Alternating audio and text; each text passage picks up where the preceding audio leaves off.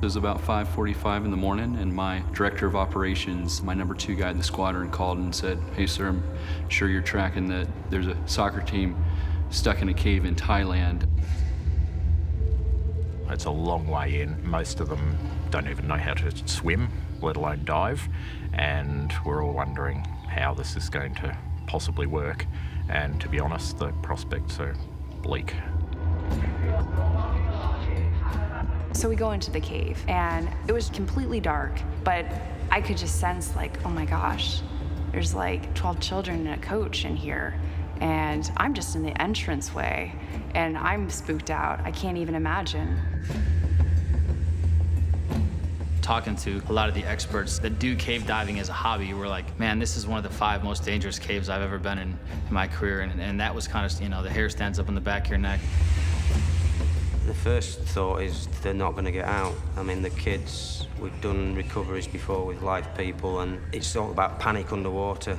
I was always confident we could get them out. It was getting them out alive. Welcome to Four Corners. For more than 2 weeks, it seems the whole world has been transfixed by the extraordinary mission to save 12 boys and their soccer coach trapped in a flooded cave system in Thailand. What began as a local emergency grew into a full-blown international effort to rescue the 13, a battle against rising water and against time itself, with the impending wet season threatening to overwhelm the rescue effort. A global team of cave diving and logistical experts led by the Thais mounted one of the most remarkable rescue missions ever undertaken. Tonight, members of the heroic rescue team tell the story of what happened inside the cave over 18 long days. Members of the American, British and Australian teams have spoken to Four Corners about the complex and life-threatening operation and their elation at the result. Reporter Mark Willesee has our story.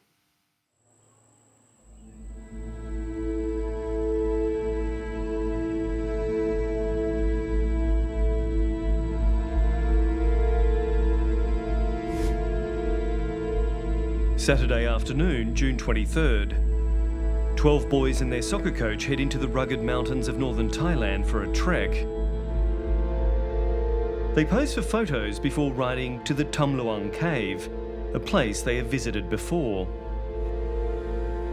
They are expected to return home to their nearby village later that day. A dozen members of a youth football team and their coach are missing after they entered a cave in northern Thailand. A massive rescue effort has been launched. Investigators believe the teenage boys and their coach crawled into the cave and they never came out. Search and rescue crews are on the scene trying to locate the boys. It's believed the team has been trapped by a flooded stream near the cave entrance.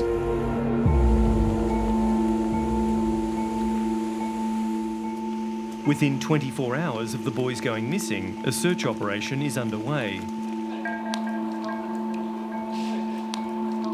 The boys' bikes and backpacks are found near the entrance to the cave, which becomes ground zero in the search.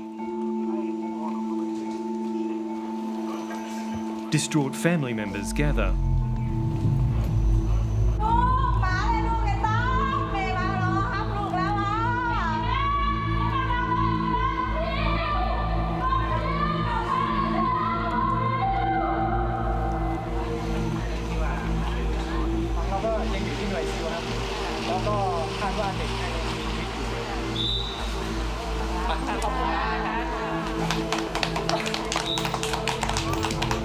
ก็อยากให้ปลอดภัยทุกคนเนาะก็คาดหวังว่ามีเหมือนกันก็อยากให้น้องเขาออกมาปลอดภัยทั้ง13คนนะคะ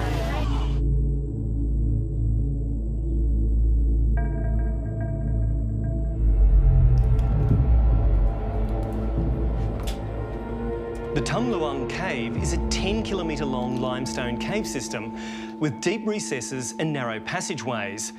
Most of the year it's relatively dry, but when the monsoon comes, it quickly fills with water. And when that happens, the cave is impossible to enter or to leave. The water levels are now rising, and the boys cannot swim.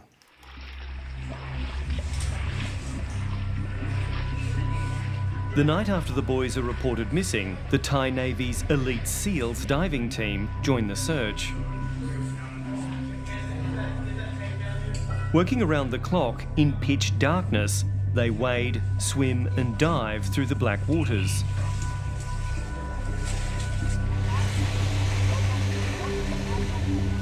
At the same time, agencies and volunteers begin the mammoth task of pumping water from the cave and surrounding area.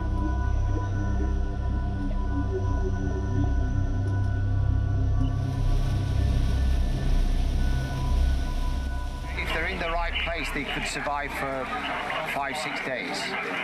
But the water now, the flood water is getting higher and higher. So it'll only be a point in time where this cave here, even the entrance, will close.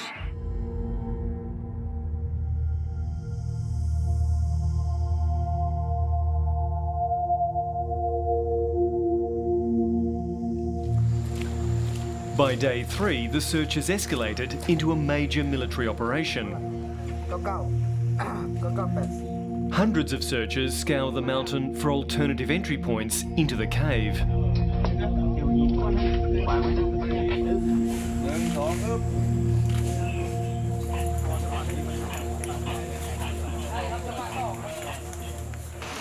ความลึกคร่าวๆประมาณ 600-700 เมตรครับ หมายถึงว่าแนวดิ่ง จากแนวดิ่งลงไปครับ เกือบกิโล ใช่ครับแต่ว่ามันมีชั้นของช่องหลายๆชั้น ไม่ได้ดิ่งตรง ใช่ครับ ก็คือเป็นสเต็ปไปเรื่อยๆ มันสามารถพอลงไปแล้วก็พักแล้วก็หย่อนไปอีกได้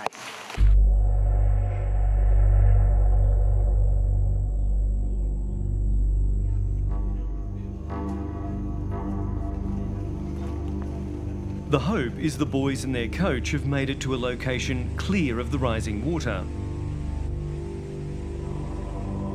คือพื้นที่เป้าหมายถ้าน้องๆว่าเป็นที่เขาเรียกว่าเป็นโถง3เป็นพัทยาบีชเนี่ยตอนนี้ยังไปไม่ถึงครับก็การดำเข้าไปเนี่ยขอเรียนทราบว่า1 ถังเนี่ยไปประมาณ200 เมตรครับแล้วระยะทางทั้งหมดก็ประมาณก็หลายร้อยเมตรอยู่แต่ทำอย่างเต็มที่ครับเราใช้การหมุนเวียนนะทำตลอดไม่ได้หยุดพัก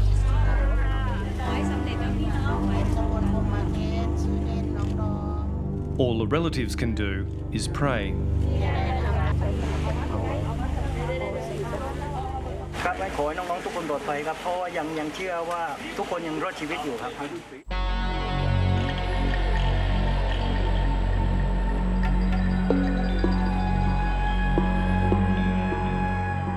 After 4 days, there's still no sign that the boys are alive. The Thai Navy SEALs are unable to navigate the labyrinth of tight passages filled with murky floodwater. Thai authorities call for international help. Got a rebreather?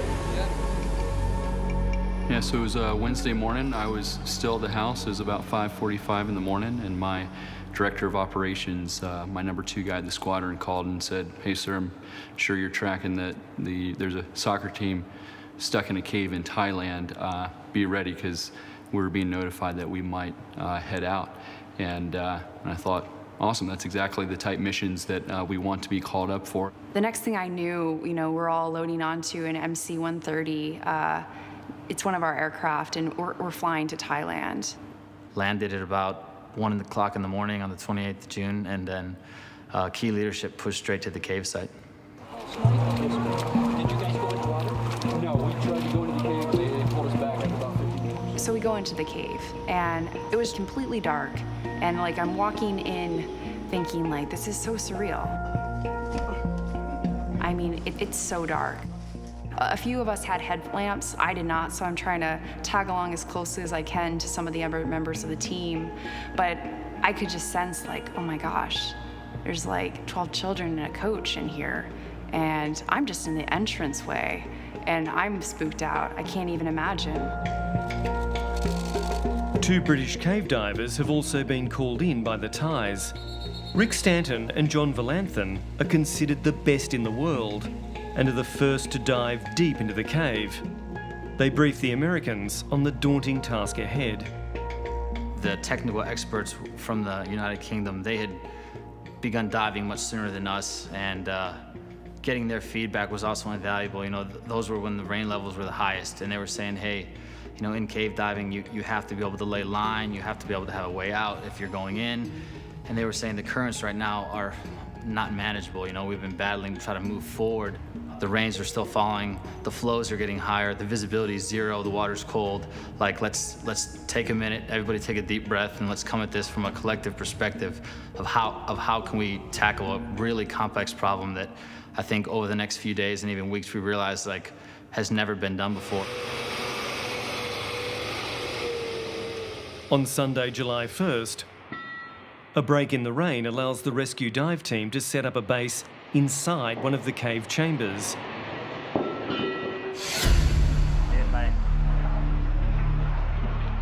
The British divers forge deeper into the cave. Far below the surface, they swim against strong currents for 1.5 kilometres. And then the moment that seems like a miracle.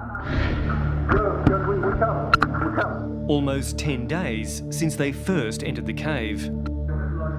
Yeah, but you can. How many of you? 13? Brilliant. Backpack is we go inside. No, not today. Not today. There's 2 of us. You have to dive. We are coming. It's okay. It's okay. Many people are coming. Many people. We are the first. Many people come. What day? Tomorrow. No. What day is it? No, Monday. Okay, but 1 week and Monday. You have been here 10 days. 10 days. You are very strong. Very strong.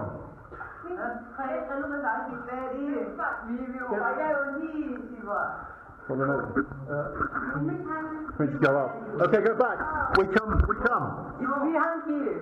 I know, I understand. We come. Okay, we come.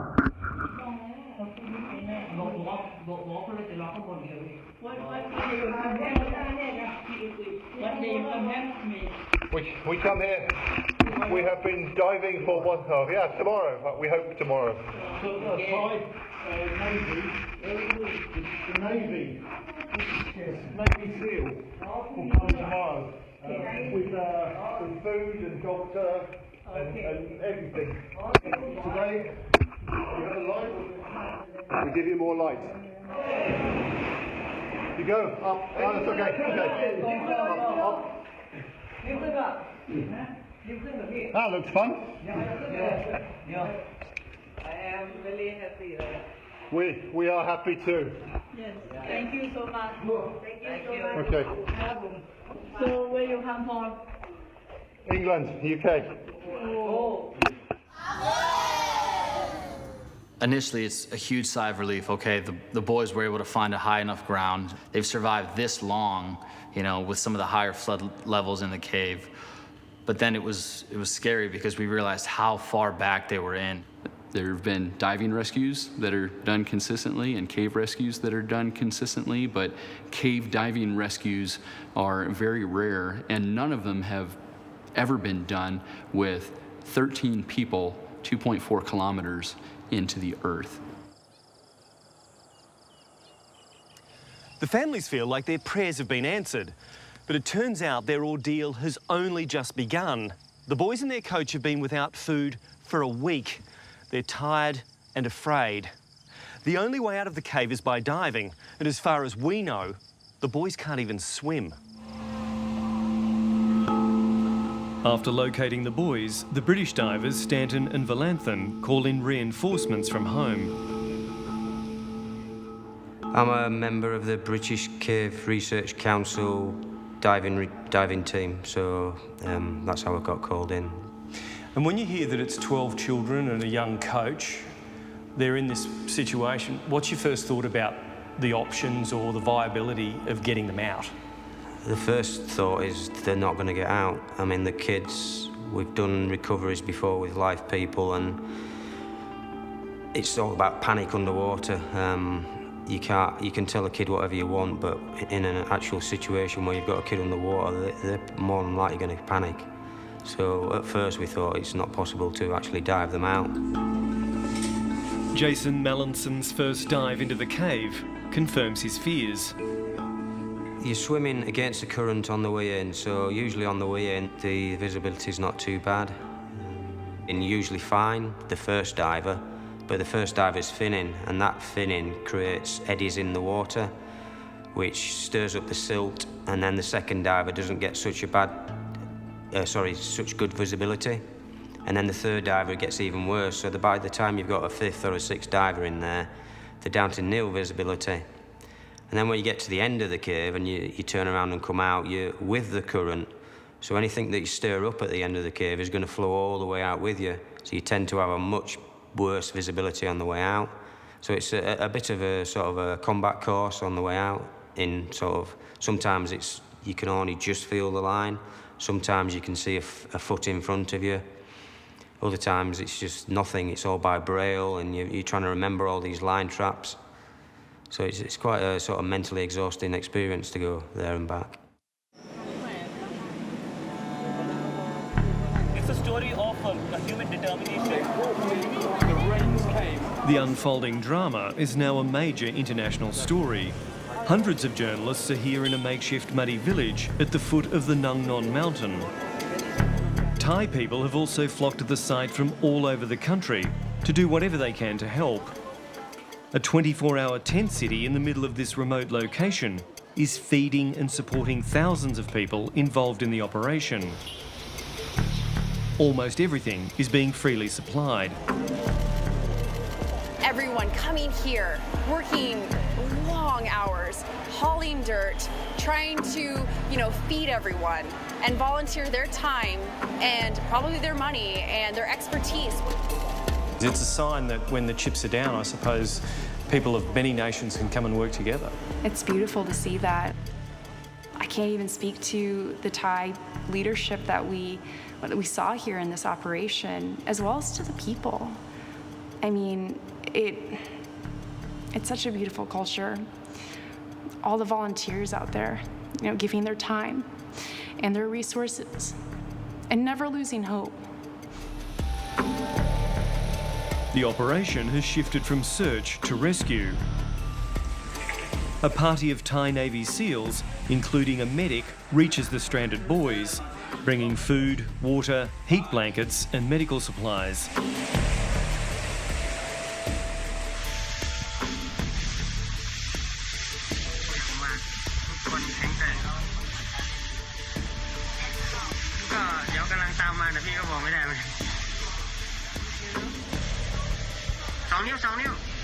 Surprisingly, they only have minor injuries.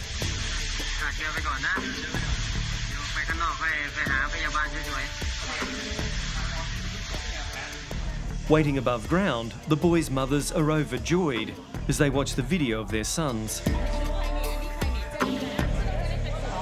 รู้สึกดีใจเจ้ายังดีใจว่าที่เขายังอยู่ปลอดภัยอะเจ้าดีใจเจ้าหูจะอู้จะเฮือเจ้าเพราะว่าต้องขอบคุณทุกคนที่ช่วยลูกทุกคนเลยเจ้าขอบคุณเจ้าตาคิดถึงค่ะใจจะขาดเลย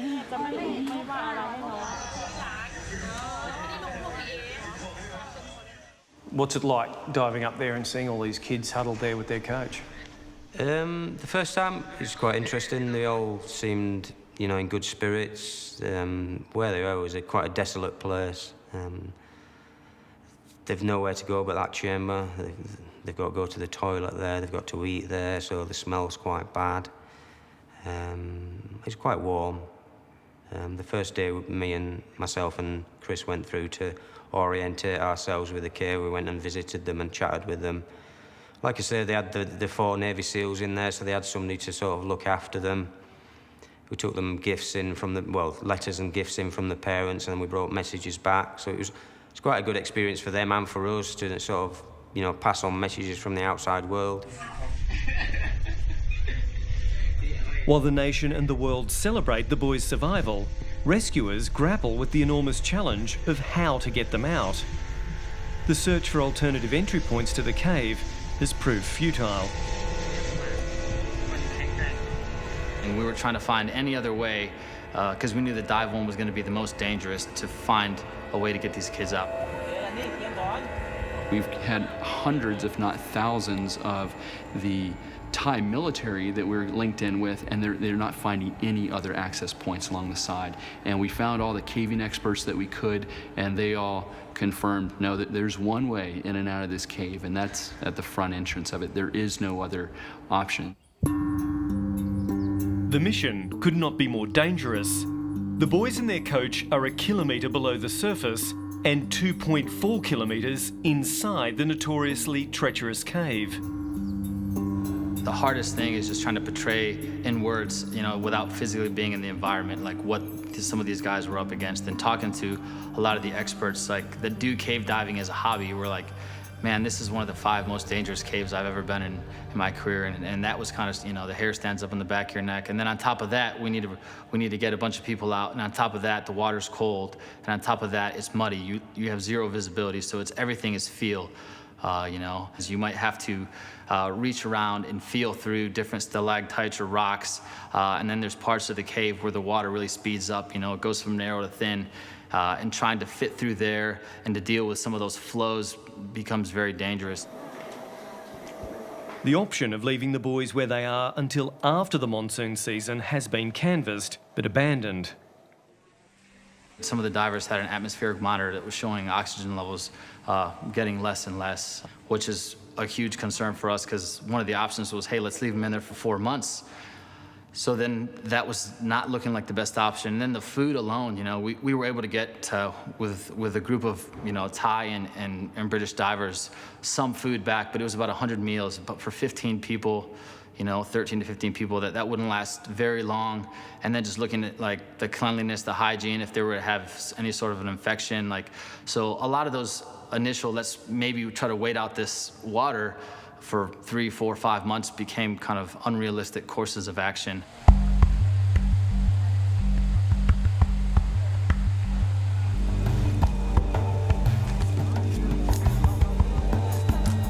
Military engineers worked through the night to install a kilometres-long cable to deliver oxygen into where the boys are stranded. But the idea is quickly abandoned as it's impractical.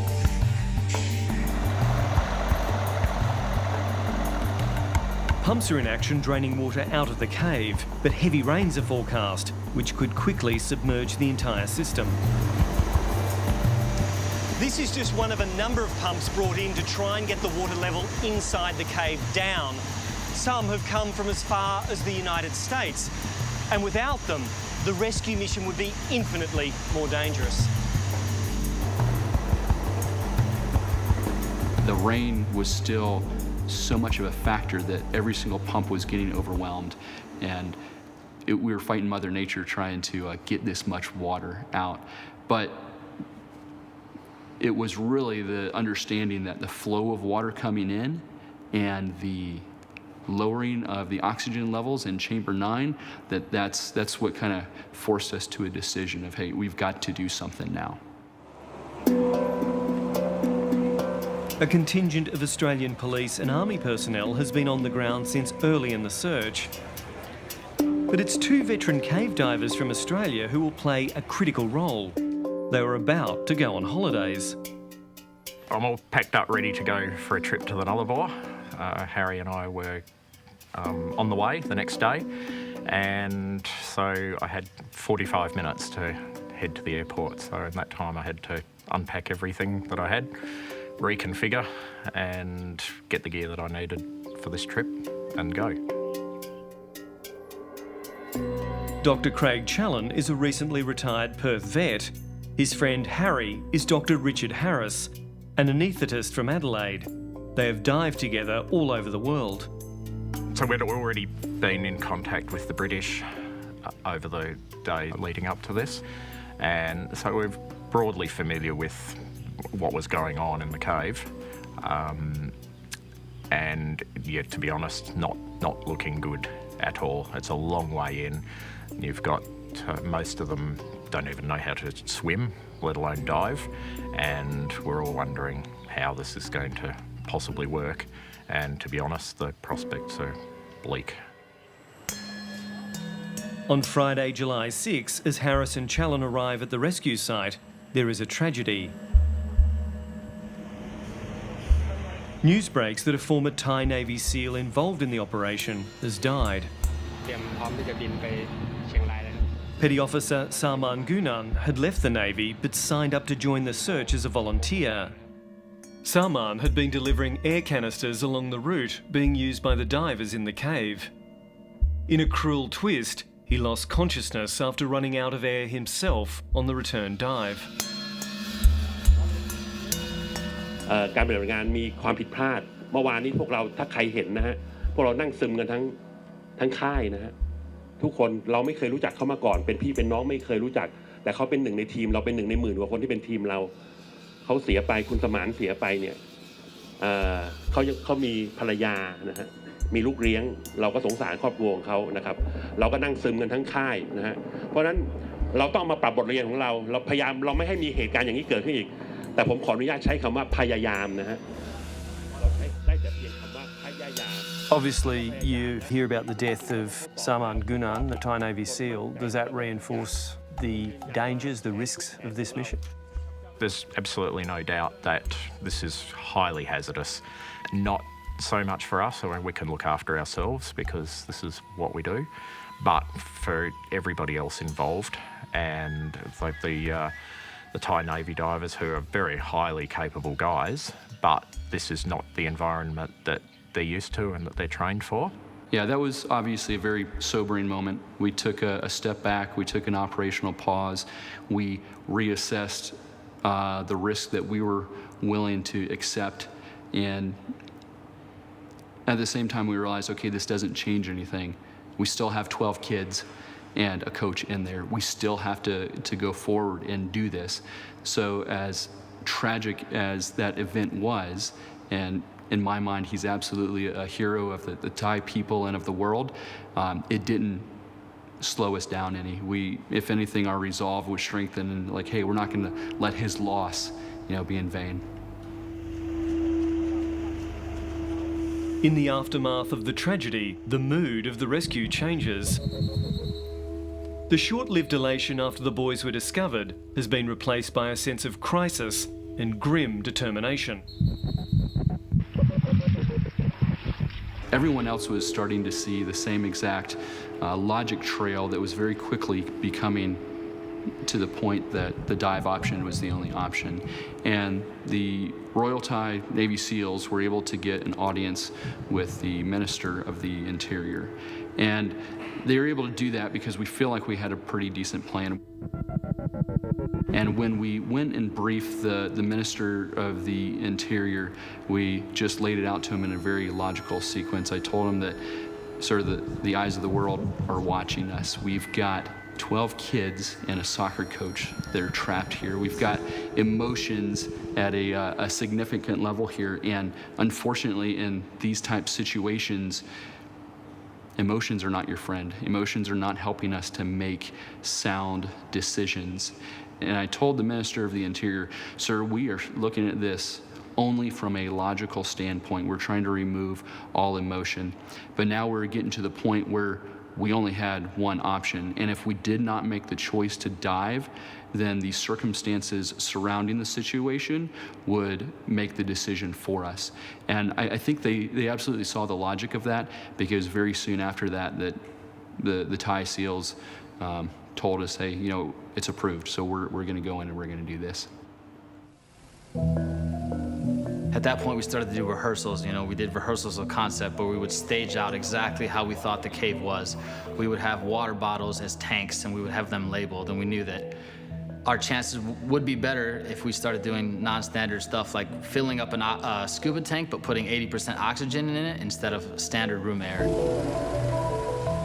And then we looked at the actual, will these full face masks fit? Will these wetsuits fit?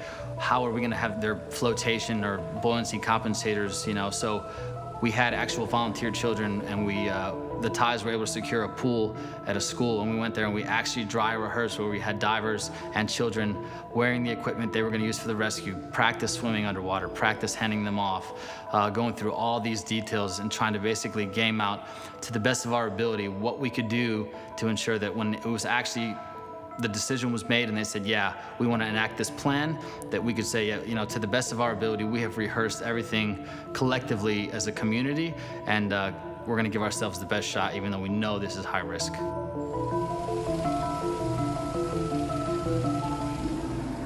Did you have any role in preparing them for the journey out? Yeah, we'd get out of the water in the chamber, talk to them about what was involved. We would get out and kit them up with the correct kit, because we had to bring the kit in from outside each day. So we'd have to bring a wetsuit in. They get into the wetsuit. We put them in a buoyancy jacket, bring them down to the water, put them in the full face mask and check that the seal was good and make sure they were breathing okay. So we're fully involved in the whole operation. As preparations for the rescue move into their final stage, everyone's morale is boosted when letters written by the boys to their families and brought out by British divers are released. Taking the messages back from the children out, that must have given you a good feeling, because this is the first sort of contact they've had. Yeah, exactly. I mean, that was just impromptu. Nobody asked me to bring any messages out, but I had a wet notes pad, just a pad with waterproof paper, and I just thought, here, write a message to your parents, write it on this pad, and I'll take it out. So, you know, we never knew what was going to happen. We never knew that we were going to get them out, so I thought it was important, at least for them, to be able to send a message out to the parents. Maybe just to put the parents' minds at rest, to say, you know, I'm not doing too badly under the circumstances.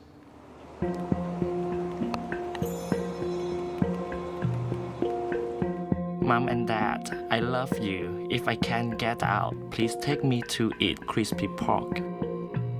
I am fine. It is a bit cold, but don't worry.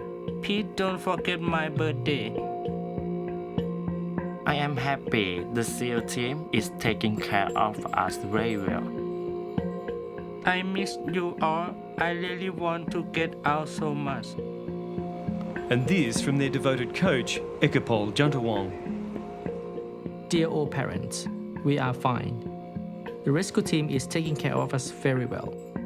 I promise that I will take best care of the boys. Thanks for all your support, and I apologize to all parents. Please tell grandmother to make pork crackling with dipping sauce for me.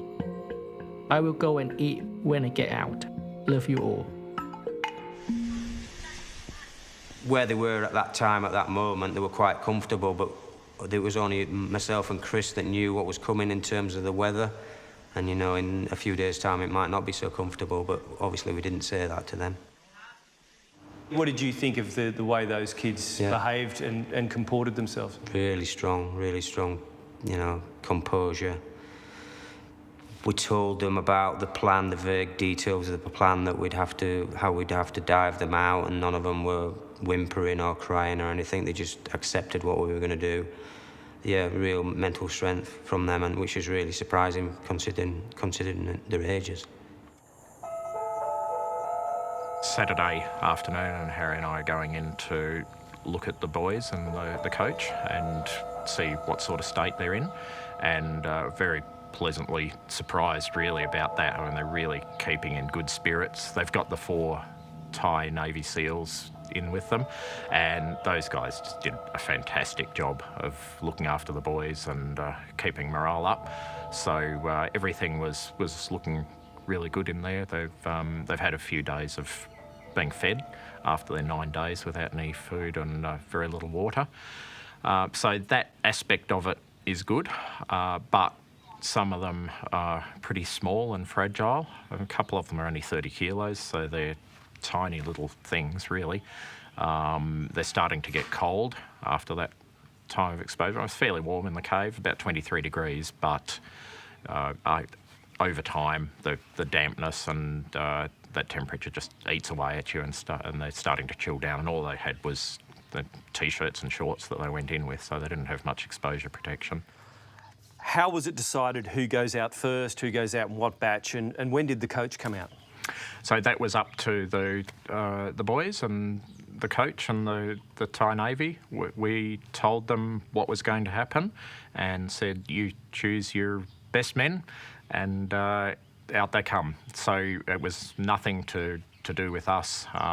Or strengths or weaknesses. Harry did not choose them, as has been suggested. So I think it was the bravest guys that came out first. So the risk level was incredibly high, and in my mind, the possibility, the probability of success was about as low as you can get. So you thought there's no chance of getting the 13 out? I didn't think that there was no chance, but when I was flat out asked, what do you think the probability of success was, I told the governor I thought maybe a 60 or 70% chance. So I was fully expecting that we would accept casualties, maybe 3, 4, possibly 5 would die.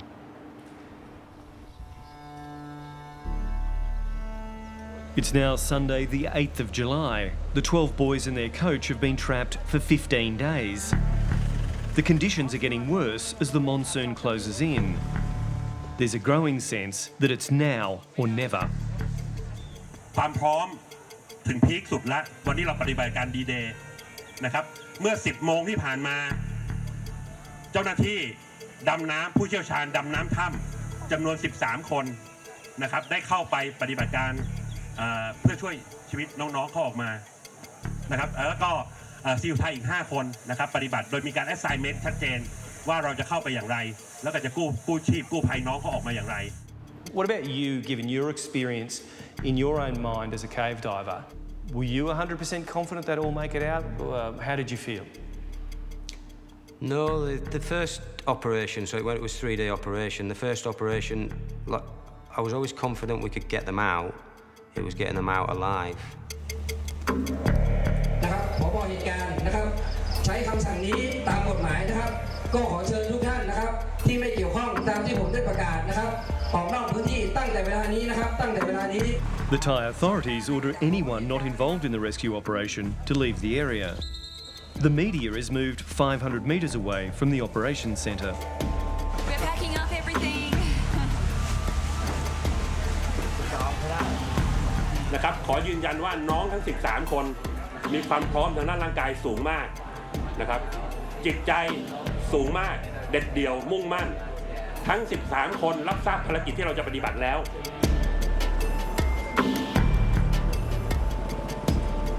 As night falls, a fleet of ambulances arrive. There's 13 of them, one for each of the boys and their coach.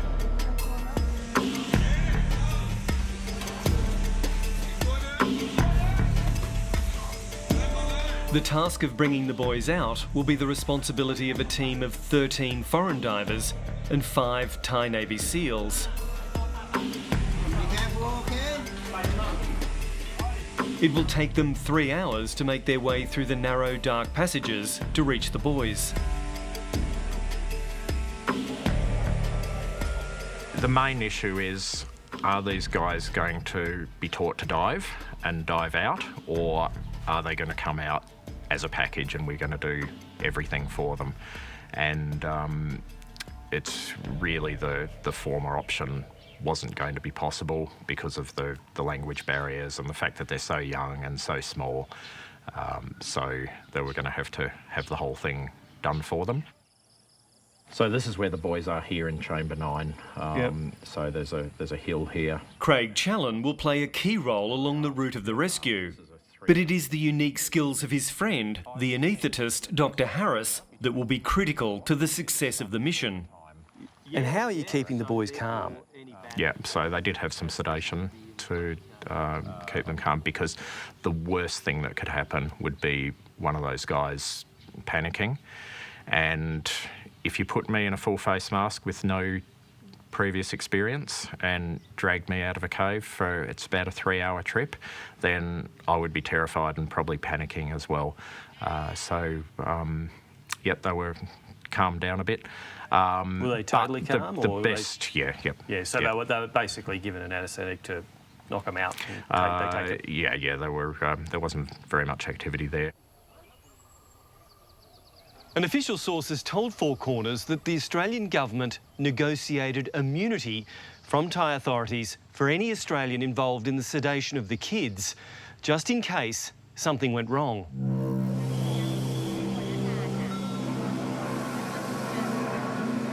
The rescue operation is an incredible feat of planning and coordination. So we kind of divided the cave up to make it easier into 9 areas, right? 9 sections, the mouth of the cave, and then you came down into 1. And then we had chambers 1 through 3 that were a little bit larger and more technical with ropes. The really, really complicated spots were taken by British divers that were, you know, just extremely 30 years plus of experience. And we did that, you know, knowing that certain people have different strengths and expertises, and so that's kind of how we task organized the entire team.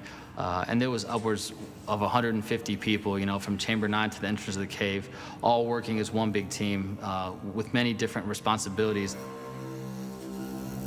My role was one of the what we call recovery divers, so I would take a kid from Chamber 9 and bring him the whole way out. So with the diving, we'd submerge with the kid.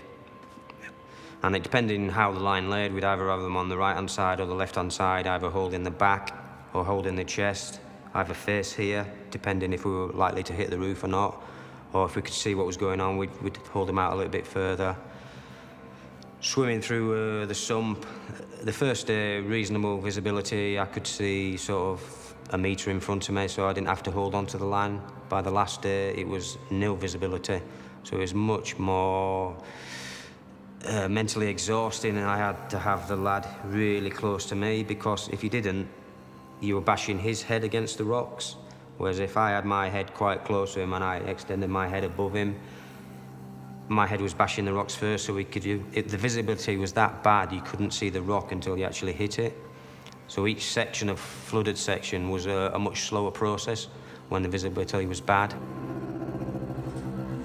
I'm one of the divers, so where the boys are, there's a diving passage of about 350 metres. Then they come out of the water, have to have all the gear taken off them and get carried over some passage and then get back into the water again. That's about 200 metres or so over some rock piles, pulling them through a sump. And so I was at that stage de-kitting them after the first small dive, transporting them across that, getting their full face masks and all their dive gear back on again and getting them sent off with the divers. So after the first flooded section, there was quite a long dry section. We had guys there with a stretcher. So as soon as he came out of the water, he'd be into a stretcher and what we call a drag stretcher. So you can drag it along the ground to the next sump. And so Harry'd send them on the way. We'd dive them through the first flooded section where the drag stretcher was.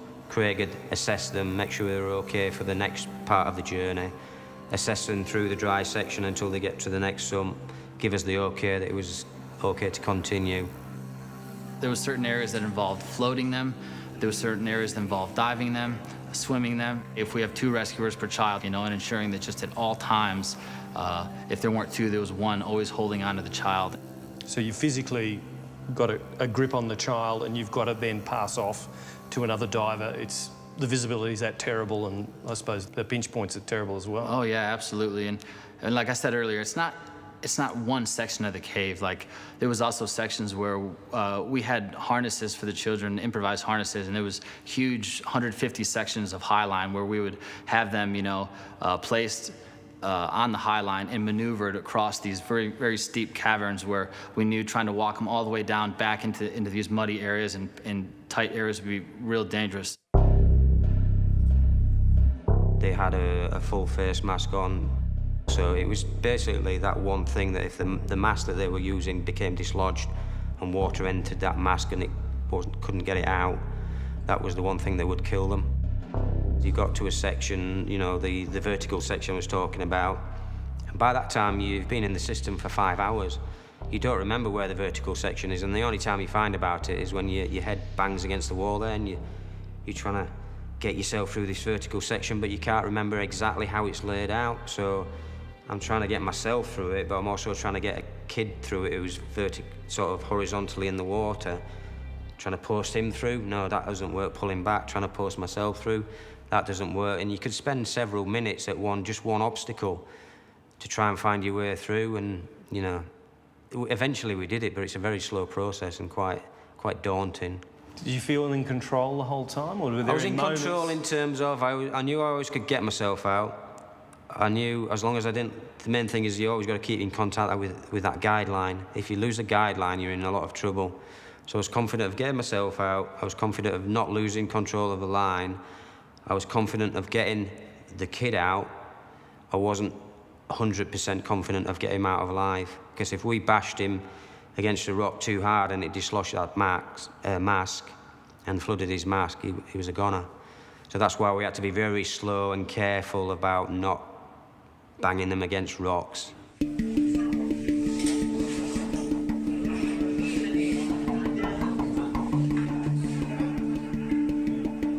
16 วันแห่งการรอคอยนะครับ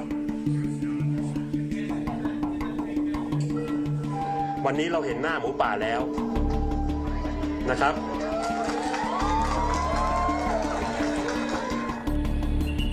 แต่ปฏิบัติการวันนี้ประสบความสำเร็จมากกว่าที่คาดนะครับน้องคนแรกออกมาผ่านโถงของถ้ำและพ้นถ้ำตอนประมาณ 17:40 The news that the first 4 of the boys have been rescued and brought to safety is met with mixed emotions, as the anxious families watch and wait to learn who has been saved. For some, there is elation. For others, more anxious waiting. จะเป็นอะไรไหมเราก็คิดว่าเขาไม่เป็นอะไรแต่เราก็รู้แต่ไม่กล้าพูดคิดอยู่ในใจคนเดียวก็อยู่นิ่งๆเฉยๆโหโลก็ไม่ได้นะกินอะไรก็ไม่ได้เหมือนกัน Look, it was a pretty hard day, but we've had a fantastic outcome. They're all in hospital. They're all doing well, and we're trying not to get ourselves a false sense of comfort. And you know, it could all still go horribly wrong. And in fact, you know, in some ways, it'd be worse for everyone involved if we'd had some good outcomes and then it started to go wrong. So we're still pretty toey. At this stage, everybody's been diving for multiple days, and they're quite big days in the cave as well.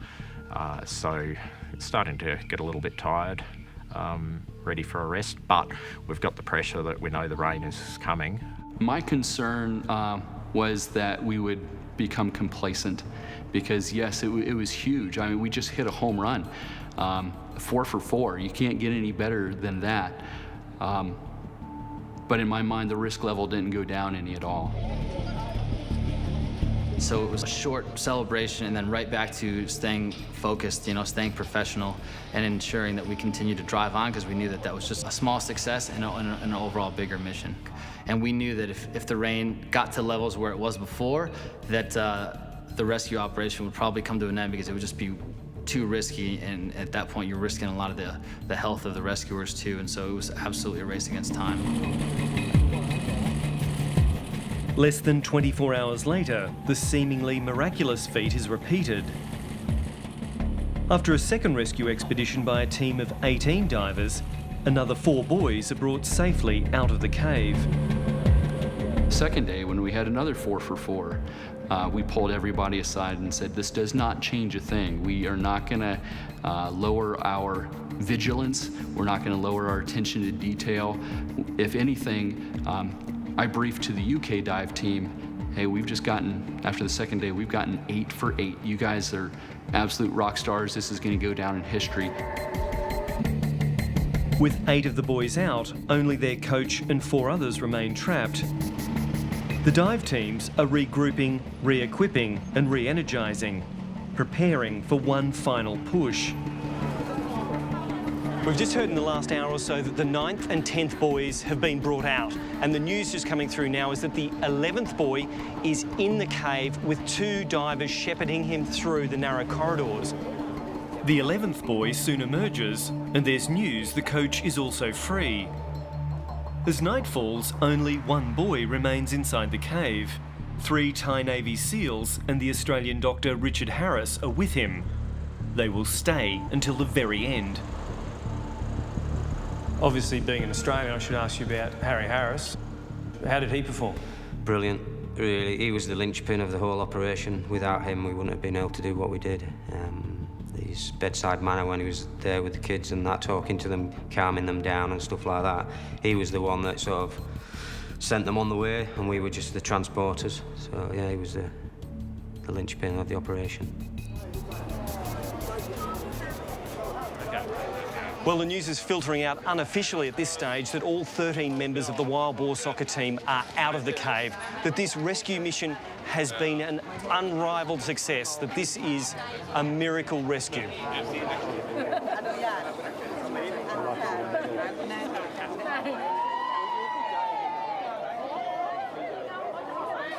The 18-day vigil is over. 5 out the last night. Yeah. It's an amazing story. How did you feel when you finally got that last member of the team? Quite emotional, you know. As we were getting closer and closer to the entrance, I got quite emotional. I don't normally, it's just what we were doing was to come out. And I've got a kid myself now, so it was quite a good feeling.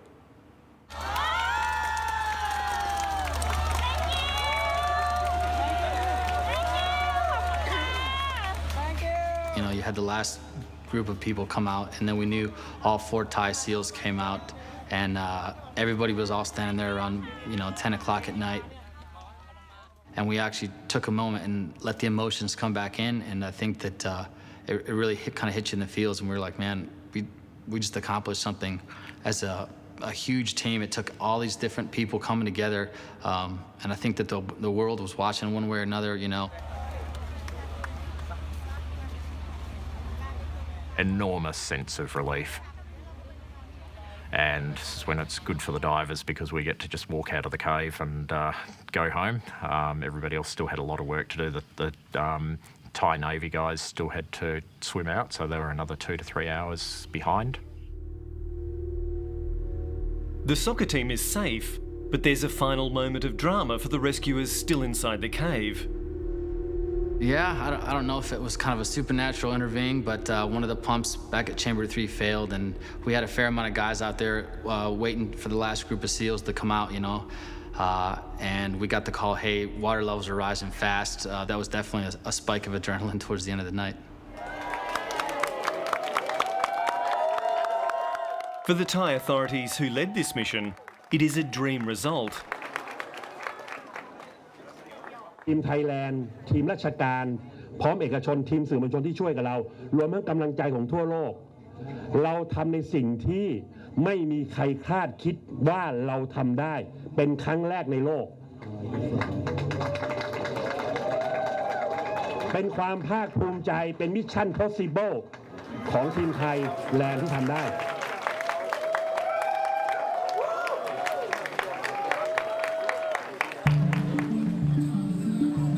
The 12 boys and their soccer coach are recovering in hospital, still seemingly unaware that the whole world has been watching.